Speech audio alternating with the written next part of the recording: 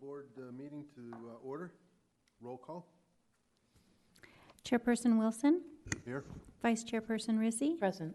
Board Member Evans. Here. Board Member Gremmel. Here. Board Member Schroeder. Here. Board Member Nesser. Present. Board Member Biggs. Here. You have a quorum, Your Honor. Thank you. Discussion on proposed district budget for fiscal year 21-22 to include proposed rate, fees, and charges applicable during this year. Good evening, Chair Member and Chairperson Wilson. Just want to go over what our proposed 2021 and 22 budget is, and then proposed rates and fees and charges, and our classification and compensation plan for fiscal year 22, and also our budget schedule review here today. So in our overall budget here, we have some resources that we have as our operating revenues, roughly about $5.6 million, let's say. These are on the proposed rates that we're proposing in this presentation tonight, and as we get further into our budget and rates presentation to you guys. And then we'd use reserves of $1.5 million that we currently have for a total resource that we'd need for next year of $7.1 million. Those are the revenues that we need. And then our expenditures for administration would be 2.3, and then our system operations is $4.8 million in expenditures, totaling that $7.1 million in total. So a balanced budget here, but taking some of out our reserves to cover some of those costs. And we'll get into a little detail on some of those here in a little bit. So some of the major projects, capital projects we'll be looking at, we worked on a project this year to build a raw water impound at Superstition Area Water Plant. The budget came in a little over our budget at this point in time, so we held off on it rather than doing some value engineering because we have new development coming into the south. We're going to have to bring on a new treatment process or new treatment train to our plant, looking at the economy of scale, so we kind of pushed it off to the next year. So we only spent our design costs this year, and we're going to roll over those remaining funds to the next year. So that's some of our reserves that we're going to be using, but we'll get into that a little bit more again. We also are working with a new subdivision to the south called Superstition Vistas, which is on Cortez, just south of Baseline, so east of the landfill currently. We're trying to get a piece of property from them to drill a well on that location. Currently, there's no wells in that area because it's surrounded by state land, so it's a great opportunity for us to drill a well and not impact other wells and do an impact analysis so we can get as much water as we can out of the ground at that area when we need it. So going out there, drilling a well, see what our production is going to be and see what we can come up with out in that area.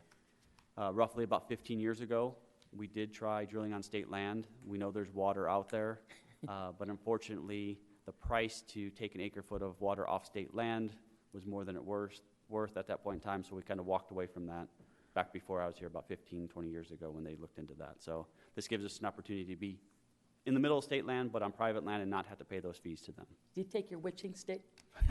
Yep, That is part of it, but that's part of it. so, but no, we'll hire a consultant to come out and take a look at that. We do look at it. It's right near Siphon Draw that comes all the way through there. So it looks like a good potential location, and that's why we're just going to be starting to do our analysis of that site, but we're going to put some funds in it for next year. And if we move forward with it, we can do a well out there, not equip it at this point in time, but have it for our future demands or whatever we need so that we have it available to us and have that property is the biggest key here is to own that property and be able to utilize it in the future. So our revenue page, this is more detail. You can't really see it here, I'll be honest with you. I think it's on your screen, maybe a little better on there.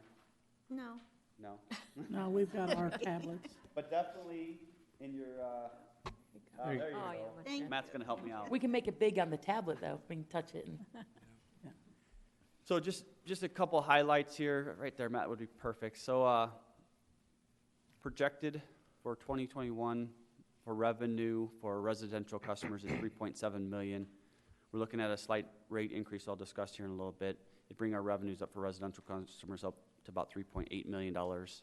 Total, you'll see, we'll skip through all the non-residential and some of the other fees we have, but go down to the underlined, I guess is the biggest category here. So our projected revenues for this year is about $4.635 million, and then projected revenues with the proposed rate change would be $4.8 million there. So those are the bottom right there on undesignated revenues. So in total, we're looking at collecting capital fees, water acquisition fees with new developments coming on. We're looking at roughly about $5.6 million coming into the water district.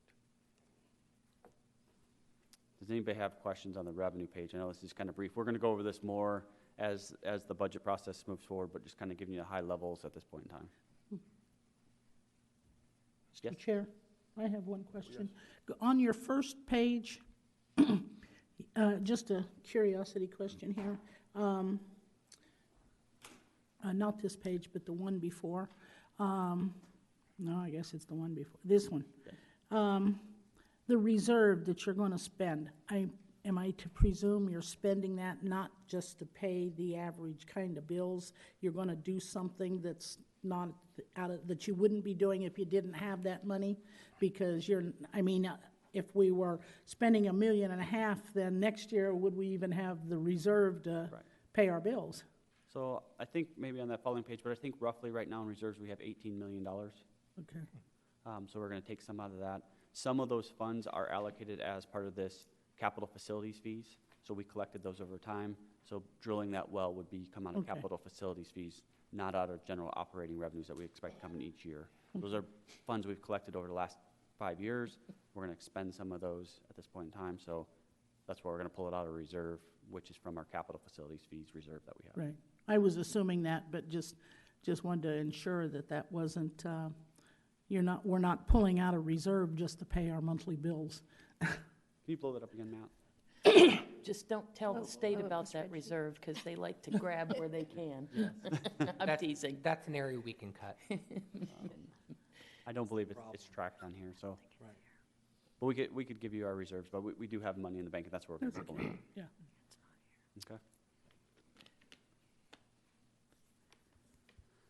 So some of the increases in our budget, here's the major line items, is design and construction at raw water impound. So again, we're in our budget. Last year, we had in our budget for $800,000. We're only spending roughly $275,000 as part of that design. We're rolling over that $525,000 and then budgeting another $800,000. That's where the 1.325 comes from. So the money we didn't spend this year also is coming from reserves to pay for that. So just kind of moving that forward since we didn't spend it this year. We also are working on a new utility billing software. The city just recently moved to Munis as our financial package. So AS400, it was both in the past. So we are now currently looking at new utility billing to help us move into the 21st century here and do some more stuff on more of what looks like a Word documents rather than the DOS program that we have currently. So we'll be working towards that this year. Also, we have an increase. Last year, we budgeted $555,000 for Central Arizona Project water, and then we're getting additional non-Indian agricultural water. So our price for just the purchase of water is going to go up to $770,000 this year. And that's to keep our capital fees and our O&M fees to get delivered to the city here. So those are some of the major line items that we have this year. Also, we're going to be working with Salt River Project. They were in last week on their Verde River sedimentation mitigation that they're working on. This is a 3-year project that we're going to be doing this study over. And roughly, it's going to be about $350,000 for us to join as part of that study, depending upon how much water we want to reserve. And we'll get into some of those numbers in the future. But they're going to start that process, I believe, next year. So we had to put some funds in there so that we're ready to move forward with that process. So very exciting times to move forward with that. We're also, again, received our Central Arizona project of 817 acre-feet of non-Indian agricultural water. So we signed an agreement with them back in, I believe, 2013 or 14. The water finally became available, went through all the government process. So over the next 5 years, CAP will finance us, and it's going to be roughly about $250,000 per year. But over the past few years, we've been collecting our water resource acquisition fees. So that's going to, the first couple years, we have those funds available in our reserves, and that's how we'll be paying for those. So it won't actually be coming out of ratepayers, it'll be coming out of the people that paid for those as part of new development that came in over the last few years here. Any questions on those so far? Okay, so here's CAP's rate structure, and this is why I want to explain this to you a little bit more. As you can see, back in 2010, the O&M fee was roughly about $15 an acre foot to get it delivered to us. And then our capital charge was $118. So the capital charge, we have to pay no matter what. That just keeps our allotment with CAP. So we have capital charges on our municipal M&I water that we have, and then also this new Indian agricultural water that we'll receive. Our GRIC lease, we do not pay capital charges on. We only have to pay the delivery charge because we paid $3 million 10 years ago to purchase that or lease that water for the next 100 years. So we don't have to pay those capital charges, but we do have to pay the O&M to get it delivered. So as you can see, capital charges went from roughly $118, or sorry, something's not right there. Let me highlight this. $15 here is the capital. Sorry, these are flip-flopped as you get up in here. So it's $15, and now it's up to $61 here in 2024 is where they're going. In 2020, it was $56, so almost quadrupled in price in the last 10 years, from 2010 to 2020 at $56 an acre foot. Did you say the two parts of the two bottom parts of the line got split? If you look at these, this $15 is for the green line, and the 118 and the 122 is actually for the red line. Okay, got it. So it looks a little confusing, because then it flips over the opposite way once you get past 2013 here. So they quadrupled, and we have to pay those to keep our water. The additional fee is the O&M fee. This is actually how much water we order that year and it's delivered to the district, either to our plant or to recharge facilities. So as you can see here, it also went from $118 an acre foot to currently at $160, and with DCP and going into, we're in tier 0 water shortage. If we go to tier 1, the cost of water going up because only 2/3 of the water is going to be coming down the canal, so your O&M prices are going to go through the roof because they're delivering less water. Somebody still has to pay for all those pumps and everything to maintain and take care of that canal. So our O&M costs are going to go really high. When I looked at it, I thought it went from the 15 to the 214. I was Yeah, like, that's what I thought. it's like, whoa. So a lot of it, what we'll talk about in our proposed rates that we're going to talk about today is based on these, and this is really to cover the cost of the rising CAP costs that we have to pay. It's not really to cover our O&M cost, it's really to cover the cost of the water that's delivered to us. So again, this is a tough balance of balancing how do we get the right rates versus all the capital costs that we have for CAP water and other things that we have to have, and balance that so our rates aren't too high but not too low, and we can balance it so our customers are stable. So again, with our revenues and expenses, we want to balance that to make sure that we zero out at the end too. We don't want to overexpend or we don't want to underspend and keep our reserve too high. So we want to be reasonable and balanced. So here's our proposed rate schedule that we're proposing to you guys. This is a base rate. I know some of you guys are new, so we have basically two different rates. Your base rate is if you're not delivered any water to the customer, you have to pay this on a monthly fee. It's $25.95 currently. Then we have a commodity rate, which is 0 through 1,000 gallons. You're charged at the lifeline rate of $3.88 a gallon per 1,000. And then when you go from 4,000 to 7,000, it goes up. And then from 7,000 and above, it goes up even higher. So this is for water conservation. We want to keep people at the average rates. We don't want them just to keep using water because it's the same rate. So this is part of our water conservation plan. So that we have a tiered rate system for the commodity rates, but those are based on per 1,000. So as you can see here, we're in the average of where everybody else is, slightly higher than the average here, but we have some like Maricopa and Mesa and Gila Bend that are slightly higher than we are right now. So we're proposing, again, just a base rate increase of 5%. So for customers that live inside the city limits, we are proposing a base rate of 5% increase. The consumption rates we would not change, and the consumption tier rates, that 0 to 4,000, 4,000 to 7,000, we wouldn't change either. So we're not proposing to change any of those, just the base rate at this point in time. If you live in a county island, we're proposing to change your rates from 5% at the base rate and also 5% to the consumption rate, and then no change to the tiers here. So in the past, a few board members have been here, there's a tax in the city for utilities. I believe it's 3.4% is a utility tax that customers have to pay if you live in the city. So for years, the county customers did not have to pay that tax rate. So they were actually paying less for the same amount of water because they weren't paying that utility tax rate. So over the past, I would say, 3 or 4 years, we've slowly ramped up that. It's now past what somebody in the city would pay. But if you look at other large municipalities that have county islands in them, we're roughly at about 5 to 10% higher than what you'd pay as a city customer. They pay 25 to 30% higher, like in the city of Phoenix, if you lived in a county island rather than in the city limits. So here's the actual, what it would be for an average customer that receives 7,500 gallons per month. Our existing rates, their bill would be $67.08.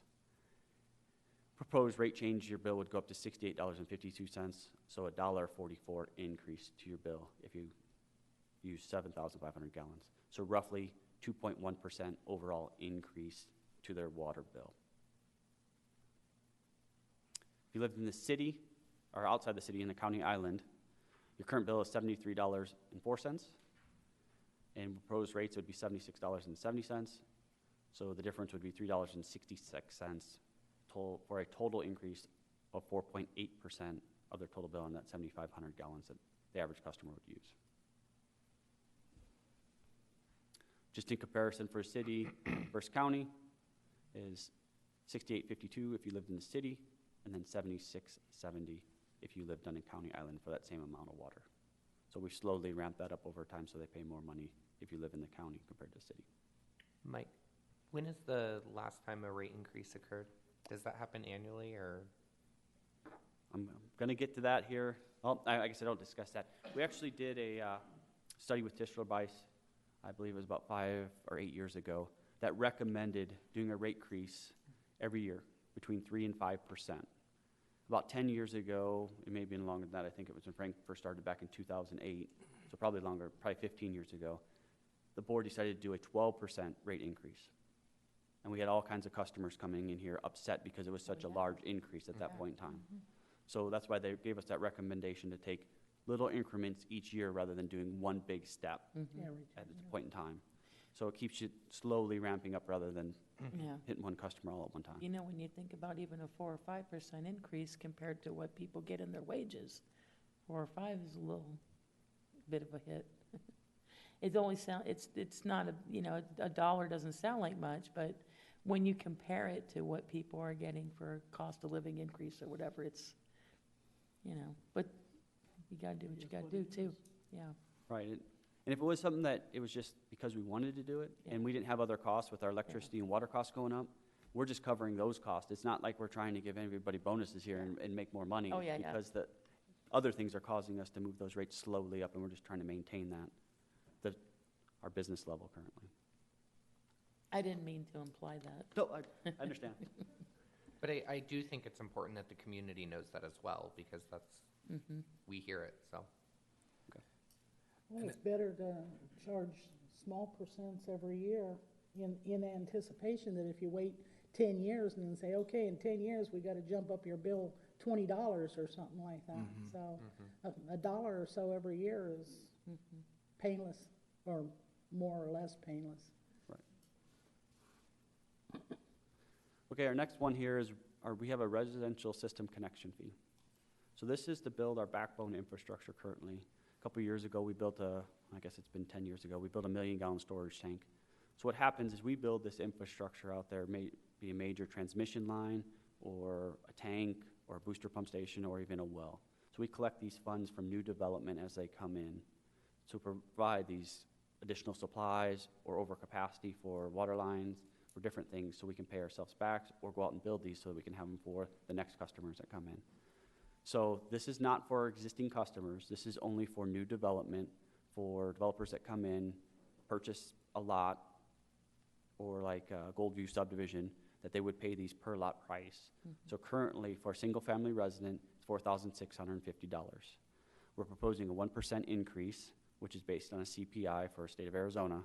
So it'd roughly be about $4,700 for the system connection fee. And that's just the cost of construction that's went up over the last year.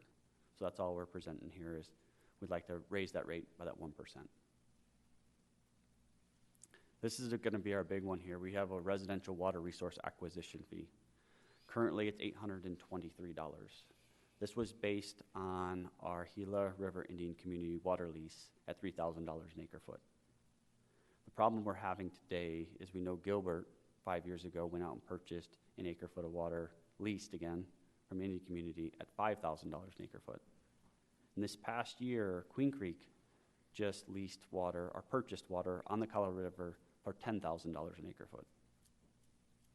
So you can see where the price of water is going. Our $823 per unit doesn't cover those costs today as it did 10 years ago when we did the lease with the Gila River Indian Community. So we've recently hired Tischler Bice is under contract to do a study. These are just proposed rates at this time. They're going to come in with exact rate by our next meeting here so we can get that in front of you. But roughly, just based on the numbers I'm telling you, is from 3,000 to almost 10,000 is only almost 3 to 4 times higher than what we purchased it at. So that's where I'm getting this $3,292 for this water resource acquisition fee. And as we talked about the new development to the south, we've done a great job of taking on these new resources and getting them in place. But over the next 5 to 10 years, they're going to disappear. So how do we cover those costs to go out and get another 5,000 acre feet or 1,000 acre feet, depending on where we're at, to serve the next 4 square miles that sells by state land? We have to get in front of it. So this is why we're looking at proposing to raise this water resource acquisition fee so we can get out in front of that and go purchase those new supplies as they become available so that we don't have to stop development after this first 4 square miles or the next 6 square miles or whenever it happens. But we want to get in front of that so that we have those funds available to go purchase those additional supplies that we're going to need here. How does it work? Is it on like a developer comes in, they build all these houses, people are buying the houses. Does it work like on a reimbursement, or how does that work? So we're a designated provider here. So designated provider means we have a bank account, okay, of a certain amount of water. That's our water portfolio we talk about all the time, of the 7,000 acre feet, okay? So when a developer wants to get a final plat, we're assigning a certain point of our bank account to that developer. So we're going to say, okay, he needs 1,000 acre feet. So now we've assigned it to that plat. Now, at some point, our bank account's going to go dry. So we need to go purchase additional water. And these are what these funds are to do, is get out in front of that to get that additional water so we don't stop development and can move forward as a city.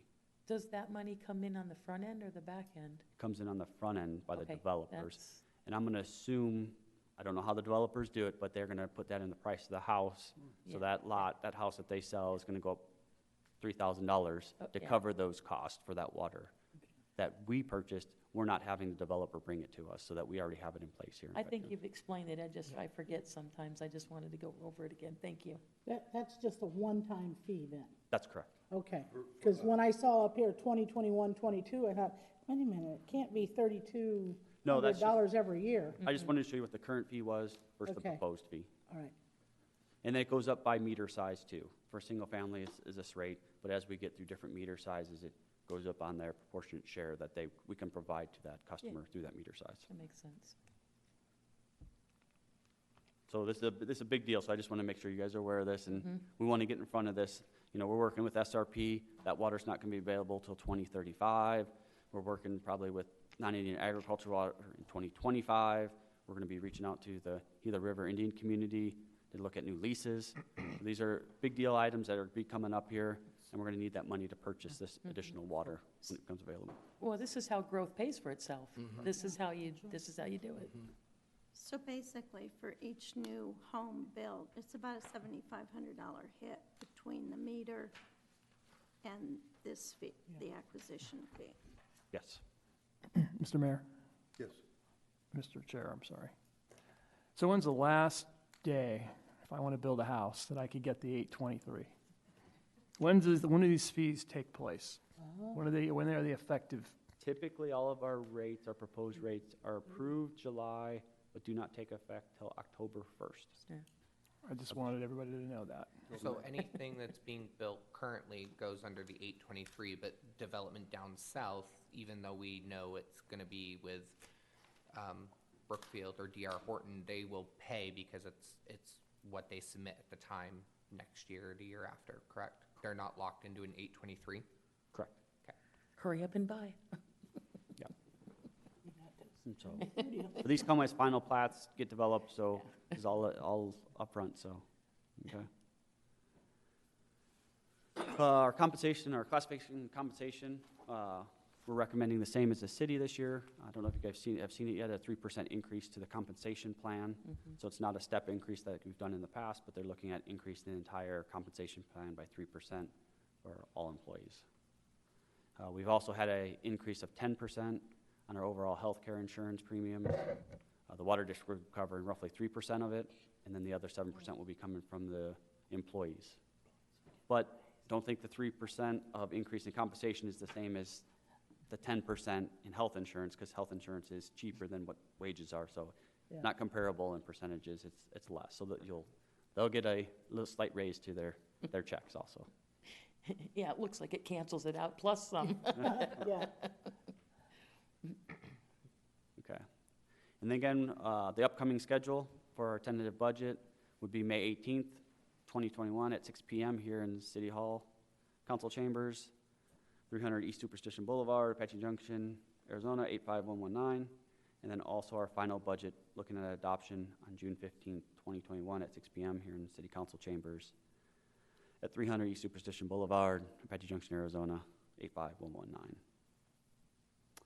Any questions over our proposed rates or budget for 2022? Nope, I don't see any. Okay. Okay, district managers report. No report, Your Honor. District's directors report. Mike? You're already out, huh? District treasurer's report. Since there's no further discussion, I'll go ahead and adjourn the meeting.